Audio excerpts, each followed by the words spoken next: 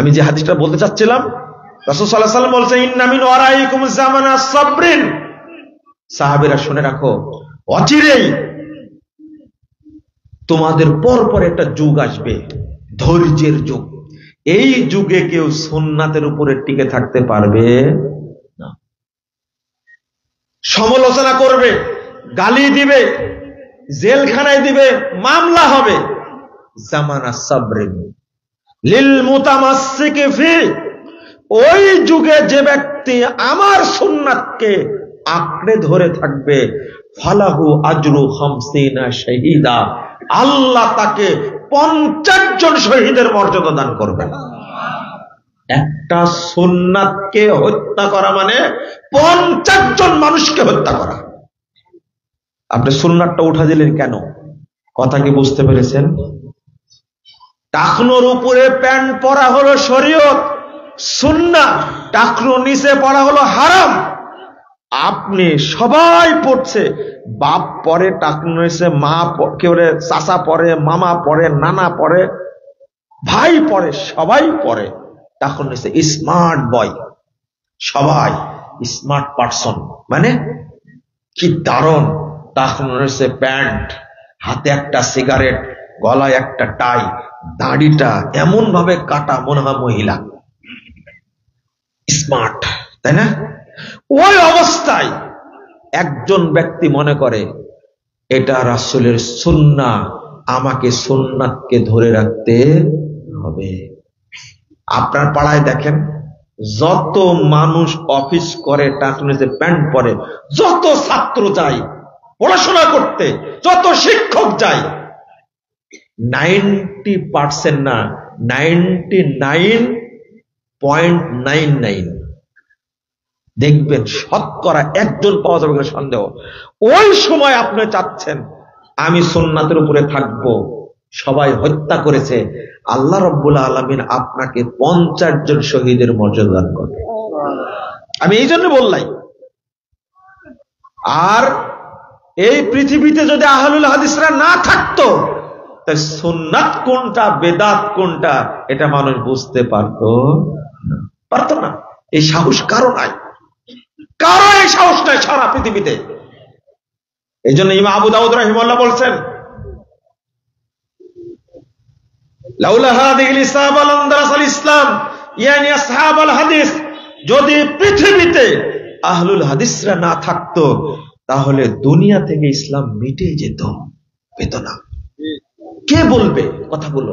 সবাই বেদাতের সাথে আপোষ করছে, সাহস নিয়ে কেউ কথা বলে না, গালি দিবে, নিন্দা করবে, প্রোগ্রাম করতে দিবে না, প্রশাসন বন্ধ করে দিবে, এইগুলো বলা যাবে না, মাজার পূজার বিরুদ্ধে বলা যাবে না, কবর পূজার বিরুদ্ধে বলা যাবে না, পীর পূজার বিরুদ্ধে বলা যাবে না, তাগুতের বিরুদ্ধে বলা যাবে না, নানান কাহিনী। কিন্তু আহলুল হাদিসরা কখনো এটা পরোয়া করে না, কখনোই করে না। কোন পীর জেলে গেছে রেকর্ড আছে? হ্যাঁ? শয়তান জেলে গেছে রেকর্ড আছে? হ্যাঁ? শয়তান জেলখানায় গেছে রেকর্ড আছে? হ্যাঁ? পীরও জেলে যায়নি, শয়তানও সরে সরে বাইরে, তাই না? পীর মানে শয়তান। আপনি কি বুঝতে পারলেন?